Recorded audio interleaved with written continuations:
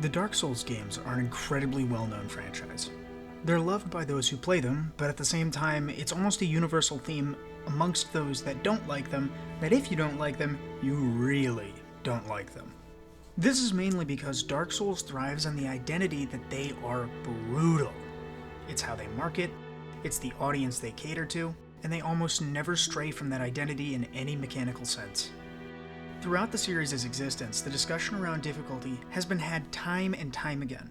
But even with many players demanding changes, such as different difficulty modes, FromSoft has stayed pretty firm with their stance on difficulty. Oddly enough, having a difficult, unforgiving experience has spawned its fair share of imitators. Separate projects, but ones that explicitly work within the confines of brutal and punishing difficulty. They've come out in such volume that a new genre has been created from it, the Soulslike. Throughout this video, I'd like to break down the philosophy behind keeping the games as hard as they are, and more broadly, why the Souls-like genre has become so popular across the board within gaming. Difficulty is a tough discussion to have. For some, it's completely isolating. It can make a piece of media entirely unpalatable.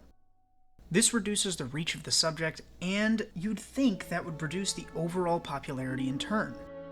Thankfully, difficulty also has another interesting effect, particularly on those who are willing to endure it. Difficulty can create stakes, and I have to say, the value of this concept has been drilled into me time and time again.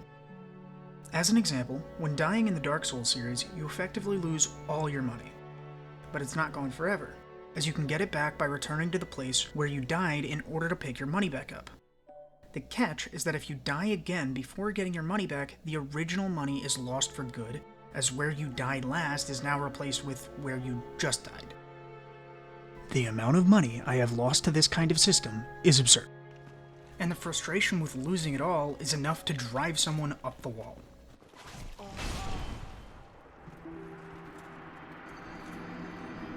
But the interesting part is that during the trip to go get that money back, I am hyper-focused. Knowing how frustrating it would be to lose everything is enough to get me invested in every step I take, because every step now holds immensely more weight than it would have before. Those stakes are what are getting me so invested in my own success. When someone has something to lose, they're undoubtedly going to care more than if they didn't. This isn't just a thing used in games. If you're watching a movie and a character you love is in a position where they might die, you're on the edge of your seat. This is for the exact same reason as the Dark Souls' money recovery system. You're invested in the stakes because you're afraid that you might lose something that you like. Unfortunately, creating stakes has a cost.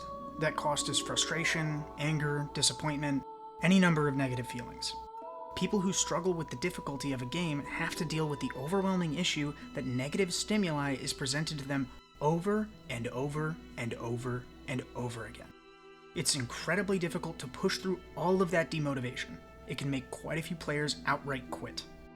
But, like anything difficult, the payoff is what you're there for. And interestingly, the more negative experience you've had combined with the level of investment you may be feeling from all that stubbornness to succeed is what keeps people playing. It's like a drug. Once you know that feeling, your first buzz of overcoming a boss, of finding a checkpoint right before you die, of just barely getting your money back and making it back safely, it's hard to put down. But those are two sides to the same coin, punishment and accomplishment. One can't exist without the other. Too much frustration, you put the game down from anger. Too much reward, and there's no payoff. Most games have to capture a balance between punishment and accomplishment to appeal to the broadest audience. But that's where Dark Souls deviates. Dark Souls and FromSoft work because they know they can still pull in plenty of players who are willing to endure that punishment for the rewarding feeling of accomplishment at the end.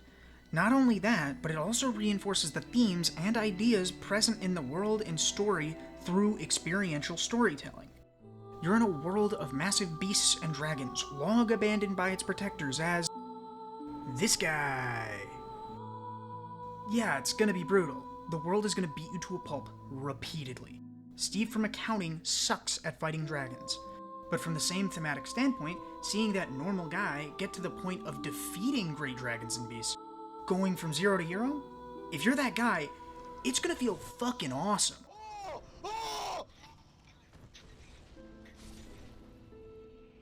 Yeah, go! Let's go! People love to overcome challenges. Accomplishment is fundamental to who we are as people. So when a game manages to reach an audience that thrives on tougher and tougher challenges and loves the rush, there's now a market for it. And hence the Souls-like genre was born, from the endurance of the players who love difficulty.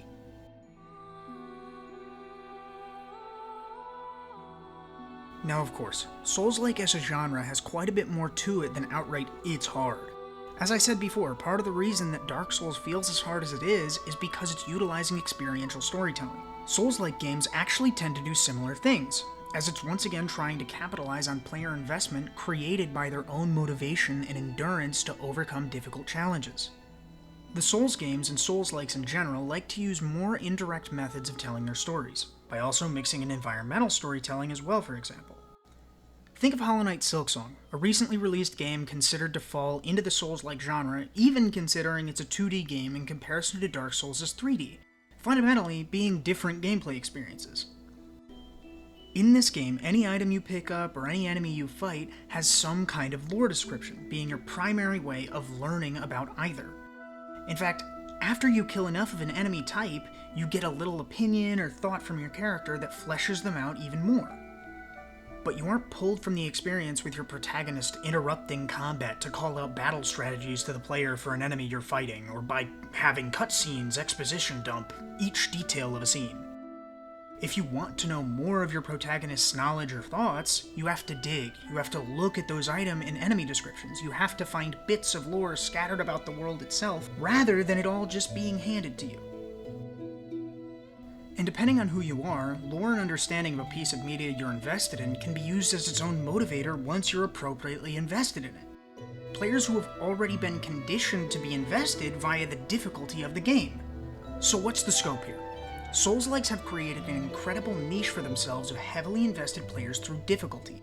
They will not always have the largest outright audiences, as the bar for entry can be high, but thanks to social media in forms like videos, clips, live streams, now the lore of the world is enough to raise a player's tolerance for the bar of entry. A player who may not be motivated by difficulty now falls in love with the world as they watch the community work to piece it all together into a cohesive picture. And what does a player look for when they want to experience a world they've fallen in love with? They want it to be the same world they fell in love with. And all of a sudden, that difficulty seems more like a hurdle than a roadblock, because difficulty is part of what makes the world cohesive. The Souls-like genre works because of a feedback loop between difficulty lovers and lore lovers. The difficulty creates investment. The investment creates interest in the lore. Showing off cool lore creates new players. And new players invested in a game's lore create players who want to work to beat a game. And the final piece of the puzzle is that when the game is as hard as it is, the player gets better by playing it. And now they feed right back into the difficulty lovers, jumping on the bandwagon early on the next Souls-like, since now they can clear the difficulty bar too. This feedback loop has steadily grown the amount of players who can engage with these experiences. I've mentioned two specific games in this essay, but it's worth mentioning the one that started it all, Demon Souls, FromSoft's predecessor to Dark Souls. This was the very first game that created the initial formula that Dark Souls refined into a science and exploded onto the scene. In its first year of sales in 2010, it had a grand total of 500,000 copies sold. It was considered niche, but had a cult following. A modern Souls-like game, such as Hollow Knight Silksong, that was released in September of 2025, not developed by FromSoft, but by a small indie team of a few people with a rock-solid reputation. It sold over 7 million copies in its first 3 months. Same incredible difficulty, same environmental and experiential storytelling style, a Souls-like through and through. The Souls games from FromSoft created its own player base from the ground up, and has now influenced gaming to such an extent that other games can iterate on their originally somewhat inaccessible formula and have it be received by millions upon millions of people. And goodness knows, it's not just Silksong that's used this formula. Nine Souls, the Jedi series, Lies of P, Black Myth Wukong, fucking Salt and Sanctuary. Ball knowledge if you know that one. The list goes on. The Souls-like genre is unique in that, unlike other genres that have existed for decades or even across different forms of media before that, it created itself. It persisting is what enables it and those who followed in its footsteps to exist in the first place, through its own endurance in building its own genre's audience. And in some beautiful way, that's exactly what all these games are asking each and every player to do. Endure. And if you can stick it out, it'll be well worth the effort.